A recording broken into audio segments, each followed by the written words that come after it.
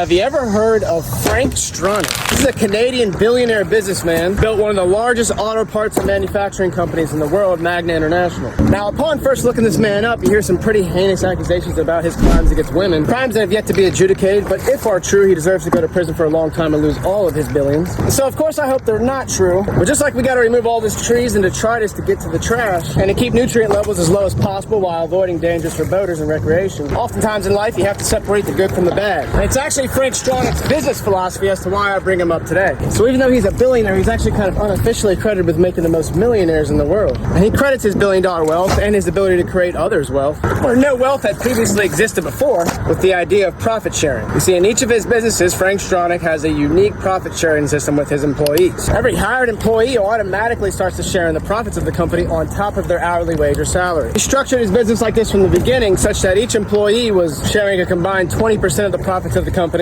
Frank and the investors would get 30%. The 10% would be automatically allocated towards charity. The other 40% would be reinvested into the company. And of the 20% that gets shared with the employees, effectively as one rises in management, they get a higher proportion of that 20%. Until the point they become general manager of a facility, and then Frank and that general manager will start a new business under the Magna brand, where the general manager now becomes part owner of a new facility with Frank. Frank solely credits this system of having employees sharing in the profits of the company, the reason why he took a small one-man auto parts manufacturing company into a global giant. Frank will quickly tell you that the key here was that he was able to do this under a capitalist system. Because the employees were much more motivated and highly invested, the company was able to beat out their competitors in ethics, production, and quality of production. So, of course, the market saying has propelled his company over the others. And he'll be the first to tell you that this wouldn't have worked if there was some sort of government-mandated employee profit-sharing regulation. It was key that he chose this option of having his business structured like this, and it was the uniqueness of that business structure that allowed his business to be propelled over the others. This is an important story to me because it very much resonates with how I've structured my business. We want to encourage other businesses to choose charitable action willingly